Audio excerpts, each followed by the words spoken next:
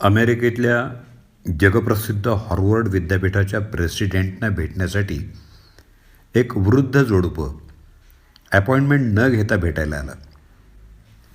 त्या जोडप्याचा वेश नुसता साधा नव्हता तर गबाळा पण होता.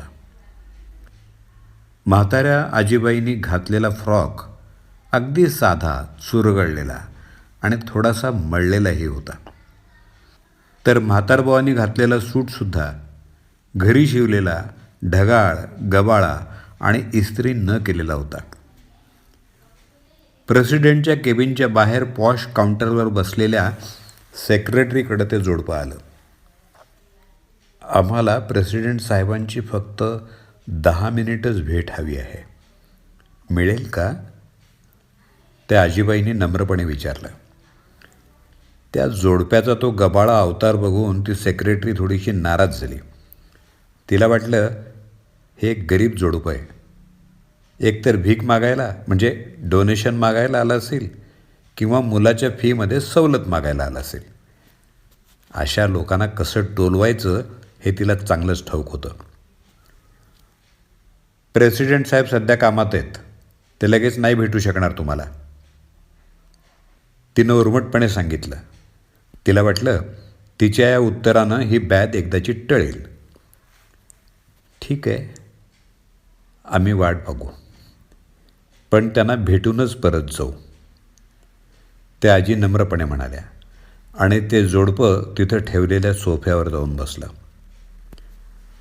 प्रेसिडेंट साहेब खरंच बिझी असावेत. 2-4 वेळा ते केबिनच्या बाहेर आले. त्यांनी उंची सूट घातला होता, पायात चकचकीत बूट होते, चेहऱ्यावर अधिकाराचा रुबाब होता.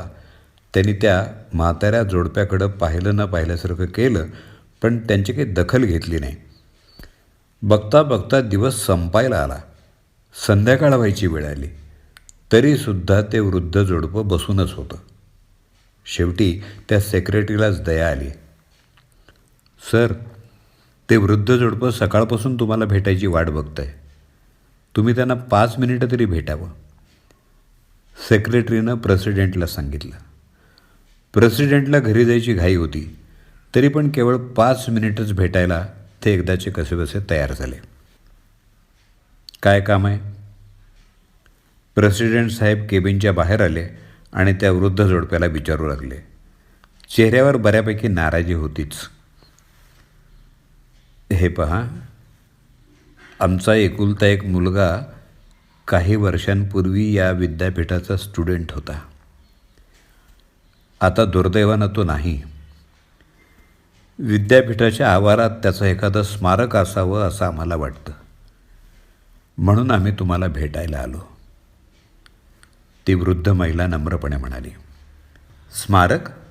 कसलं स्मारक? म्हणजे तुम्हाला इथं त्याचा पुतळा वगैरे उभारायचा आहे की काय? हां, ते शक्य नाही. अहो, आम्ही जर मृत पावलेल्या प्रत्येक माजी विद्यार्थ्याचा पुतळा इथं उभा करू लागलो तर आमच्या युनिव्हर्सिटीचं स्मशान व्हायला वेळ लागणार नाही. प्रेसिडेंट साहेब काहीशा वैतागानंच म्हणाले. नाही, तसं नाही सर, त्या आजीबाई परत बोलू लागल्या. आम्हाला इथं त्याचा पुतळा वगैरे उभारायचा नाही. त्याचं स्मारक म्हणून तुमच्या विद्यापीठाला एखादी चांगली इमारत बांधून देण्याचा आमचा विचार आहे. त्या आजीबाईंच्या चुरगळलेल्या मळक्या कपड्यांकडे बघून प्रेसिडेंट साहेबांना हसूच आलं. इमारत? इमारत बांधायला किती पैसे लागतात ठाऊक आहे का? तुम्हाला म्हणून सांगतो, या विद्यापीठाच्या कॅम्पसमधल्या इमारती बांधायला आम्हाला $75 लाख लागलेत. प्रेसिडेंट साहेब सांगत असतानाच या जोडप्याच्या खिशात $75 तरी असतील की नाही याची त्यांना खात्री वाटत नसावी असा त्यांचा चेहरा होता. युनिव्हर्सिटी काढायला एवढेच पैसे लागतात? त्या आजीबाई हळूच त्या म्हातारबुवांच्या कानात कुजबुजल्या. प्रेसिडेंट साहेबांचे आभार मानून मिस्टर आणि मिसेस लेलँड स्टॅनफोर्ड या नावाचं हे वृद्ध जोडपं तिथून बाहेर पडलं. पुढे ते कॅलिफोर्निया राज्यातल्या पालो आल्टो या गावी आले आणि स्वतःच्या मुलाच्या नावानं त्यांनी युनिव्हर्सिटी चालू केली. आणि हीच आहे जगप्रसिद्ध स्टॅनफोर्ड युनिव्हर्सिटी. आज स्टॅनफोर्ड युनिव्हर्सिटी ही जगातली 1 नंबरची युनिव्हर्सिटी म्हणून ओळखली जाते. 8,180 एकर जमिनीवरती या युनिव्हर्सिटीचा पसारा पसरलेला आहे. या युनिव्हर्सिटीचं वार्षिक बजेट भारत सरकारच्या वार्षिक बजेटच्या तिपटीहून जास्त असतं. जगात सगळ्यात जास्त नोबेल लॉरिएट्स म्हणजे नोबेल पारितोषिक विजेते या युनिव्हर्सिटीमध्ये काम करतात. आज या युनिव्हर्सिटीमध्ये 32 नोबेल लॉरिएट्स प्रोफेसर म्हणून काम करत आहेत. अनेक जणांना माणसाची पारख ही त्याच्या कपड्यांवरून किंवा बाह्यरूपावरून करायची सवय असते, पण अनेकदा ही सवय घातक ठरते. पॉश किंवा फॅशनेबल कपडे घालणारा माणूस हा खऱ्या अर्थानं श्रीमंत किंवा चांगल्या कॅरेक्टरचा असतोच असं नाही.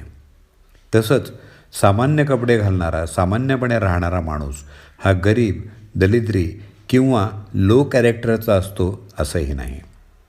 अनेक वेळा आपण माणसाच्या कपड्यांवरून किंवा बाह्यरूपावरून चुकीची पारख करतो आणि एखादा चांगला मित्र, हितचिंतक किंवा गिराईक हातचं घालवून बसतो. माणसाच्या ब्रँड कॉन्शियस किंवा ब्रँडेड कपड्यांनी झपाटलेल्या किंवा कपड्यांवरून, बाह्यरूपावरून त्यांची पारख करायची घातक सवय असल्यास ती सोडून द्या. अर्थात असं करायचं की नाही हे तुमचं तुम्ही ठरवा.